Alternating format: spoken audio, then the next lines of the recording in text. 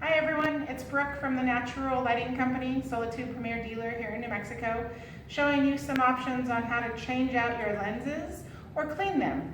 If you want to upgrade to a different lens, we can do that, or maybe you just want to get some bugs out.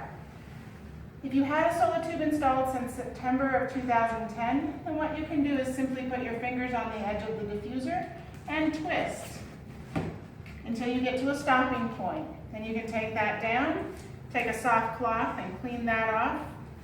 And then if you want to do anything up here inside the tube, get rid of some bugs, you'll take your finger and rub it around the plastic black gasket and then pull straight down. You can clean that out if you need to. If you want to, say you want to switch out your lens, go from what we have here as the Just Frost lens to maybe our decorative OptiView lens. You can put your secondary lens back up,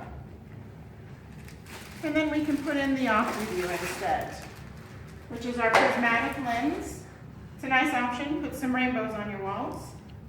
You've got tabs here that match up with the tabs in your ceiling ring, and then you just match those up and twist clockwise, and then you're all set. Thanks for watching.